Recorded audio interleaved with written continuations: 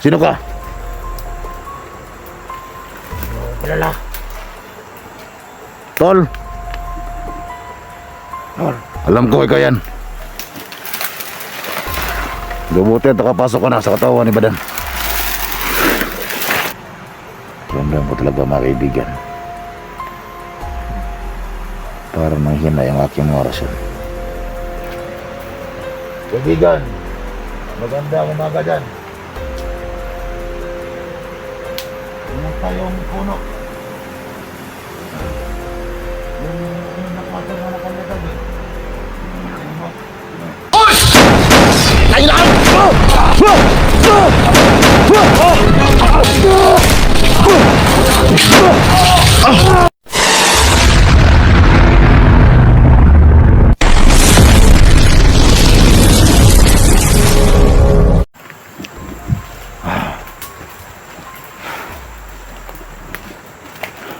Sino ka? Kilala. Tol, Tol. alam ko ikaw yan. Mabuti at nakapasok ka na sa katawan ni Badan. Ano ba nangyari dito? Meron ako napatay dito, isa. Hinahanap niya yung bata nilang bihag na babae.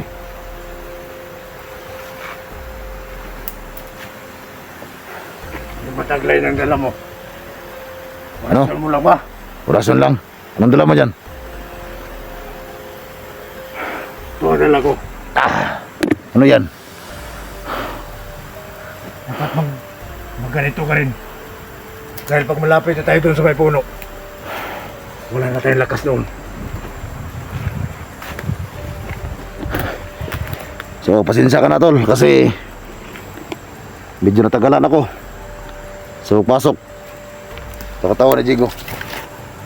Ikaw, kung kailan ka nakapasok dyan? Sa katawan na ba yan?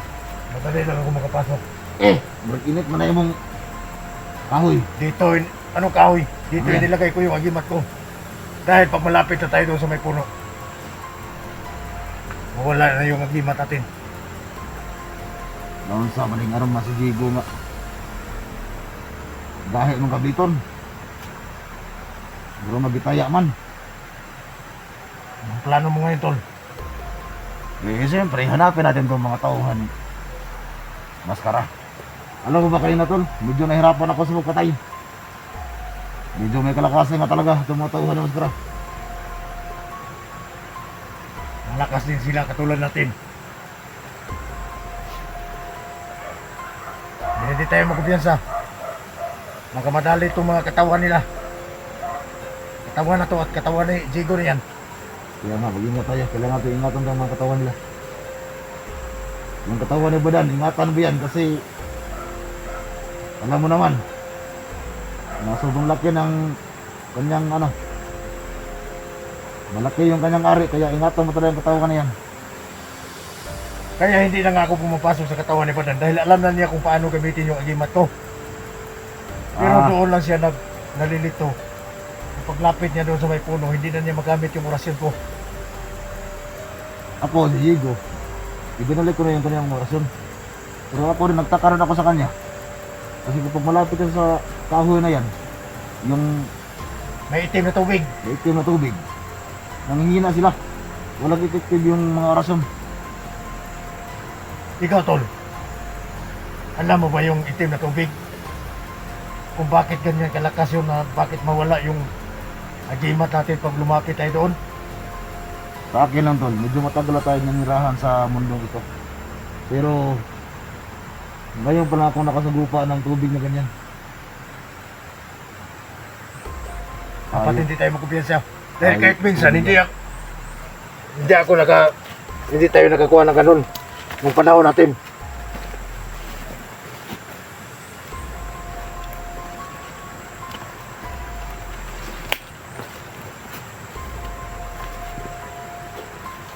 Yung napatay ko rin kanina, may kalakasan din.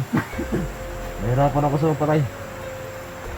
Minsan nalilito ako kung bakit ganito. Akala ko tayo lang ang malakas. Kung bakit may lumilitaw na ganitong maitim na tubig. Yun din ang nakala ko. Yung sabi nila sa tubig niya yan, black water daw. Maura man itim nga tubigan eh. Balik no, Dapat ay black water pero bakit sobrang lakas ng tubig na yan? kapanga ako eh. Itong si Maskara, yung kailangan natin sa gupa. Para malaman natin kung gaano siya kalakas. Kaya si Maskara, hindi rin makahawak yan. At saka yung sinasabi nila dyan eh. Siya yung lagi nakabantay dyan sa puno na yan at siya yung kumakain ng mga bata. Pero bakit pati siya hindi niya mahawakan yung tubig na yan? Marami na napisala yung tao na yan. Pero hindi natin sila pwedeng dalihin. Kasi magkaibigan sila ni Badan at saka si Jigo. Pero targeted sana yung katawan ni Jigo. Kaya nga kailangan kong ingatan ng katawan ng anak ko. Baka susunod ito kay yung yung isang bihag ni Johnny ba yun? Pangalan nun? Yung isang bihag niya ngayon niya vlogger din. Job ba yung pangalan? Nakita ko yun sa mga upload ng anak ko. Merong mga link na napasa sa kanyang cellphone. Kaya alam mo naman, nakahawak na ako dati, medyo matagal din ako naghahawak ng cellphone ni Jigo. Ako yung nag-video. Eh marami ako nakita ang link doon ba na Kinsa man as Job. Amigo kaya po ng Badan. amigo ng Badan og ni Jigo. Kana si Job. Matagal na kasama ni Jigo yan dati. Mas nauya yung mag-vlog sa kanila. Hindi pwedeng may isahan tayo. Kailangan ipakita natin sa kanila kung anong lakas ng kulto. Nakita natin. Gaya ngayon nahirapan ako sa patay. Isang nakabantay dito. At ang sabi niya, hinahanap niya yung batang bihag. Siguro yung bata na bitbit nila Jigo kahapon. Yun siguro yung bata na yun. Alam mo ba kung saan nalalagay yung bata? Yung sa may kubo. Yung sabi ko po. So kailangan nilang ingatan ang bata na yun. Kasi sobrang kawawa ng bata. At sa pagkakaalam ko, wala na daw magulang yung bata na yun. Dahil sa kagawa ni Johnny. Maraming na permisyo na pamilya. Ano bang klaseng... Kasi ang alam ko, kaya yung Johnny na pangalan, hypnotize daw yan. Pero, ang gusto natin alamin ba, kung bakit siya nagaganyan, kumakain ng mga bata. Yun yung nakita ko sa mga video Ano nila. ba yan si Johnny? Wala ba yung agimat? Nung hindi pa siya nagaganyan. Si Johnny, ilan na yan? Normal at ako yun si Johnny. Wala. Wala siyang agimat. Ang laging hawak niya dati, baril lang. Yung mga normal lang na baril. Talagang nawala siya sa sarili niya. Dahil isa pala siyang tao. Normal lang yan na tao. Hindi yung kagaya ng yung katawan na ginagamit mo ngayon, si Badan. At saka itong si Jigo na may dugong, si Badan. Hindi ko sure kung anong klaseng dugo meron yan. Kasi dati Hindi may mga agimat to. dati yung commander eh. Itong si Jigo, galing, katulad sa atin to. Pag makuha yun ni Badan, kaibigan niya yung may wakang lobid niya. At yung agimat ko, mas lalong tumitindi yung lakas niya. Bakit Makuha nasan ba yung lobby di Badan? Ginagamit sa kaibigan niya. Kasi nakita ko Ngayon, rin, hindi pa nakuha. nakita ko rin yung lobby niya, may kalakasan din yun.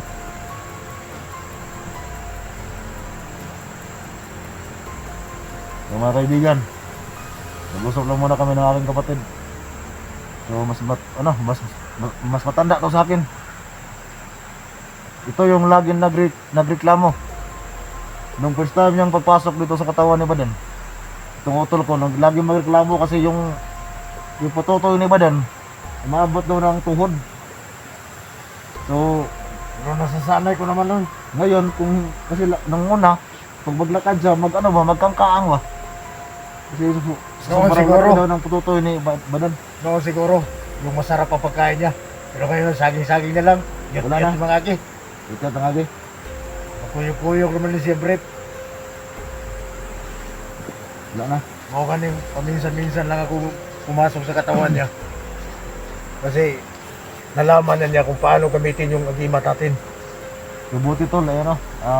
Si Badan ba?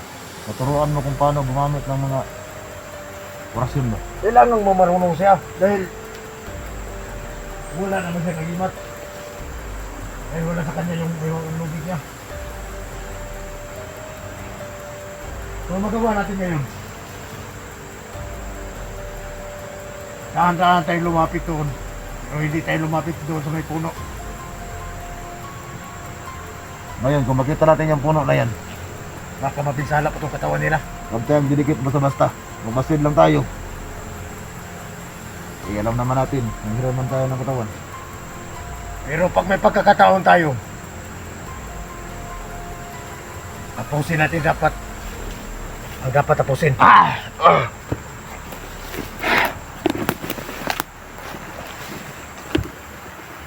Ito mga kaibigan. Subukan naman si Uri itong area na ito. So ito.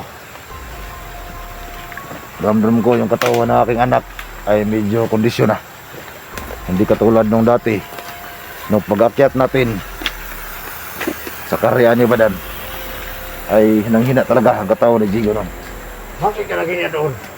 Hindi, yung katawan ng anak ko. Ramdam ko. Nung pagpasok ko doon sa karya ni Badan, yung katawan na yan. Nagurot tungkol sa katambol niya. Tambol, di ba tambo kayo?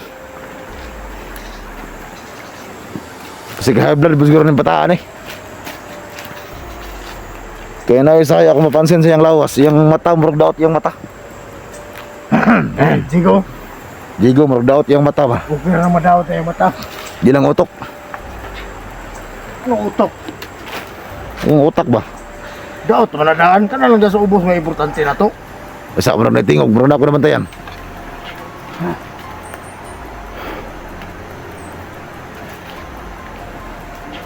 Naramdaman ko. Parang dandahan yun.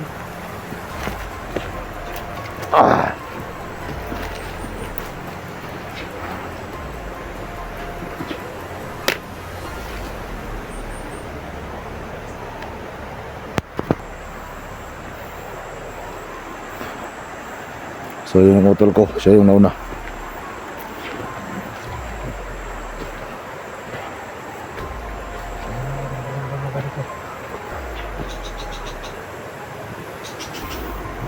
So ito yung laging dinadaan nila Jigo, itong hose na ito.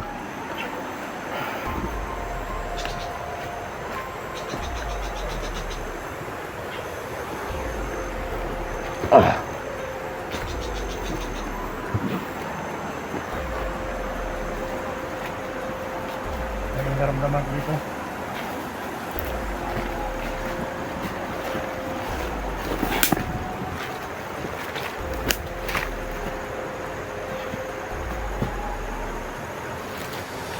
May daanan ba dyan tol?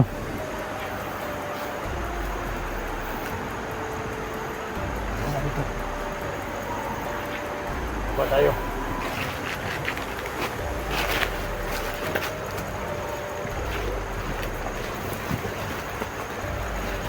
So ngayon mga kaibigan, kung makita natin yung kahoy na yan, ay magmasid lang muna kami.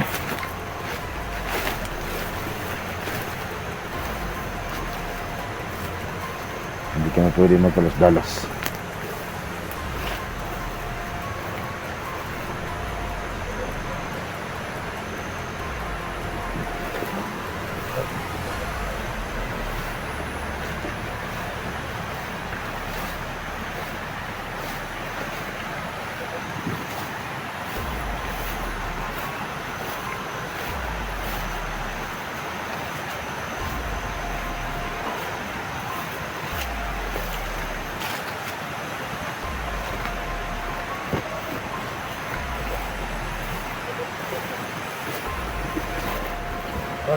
Tol,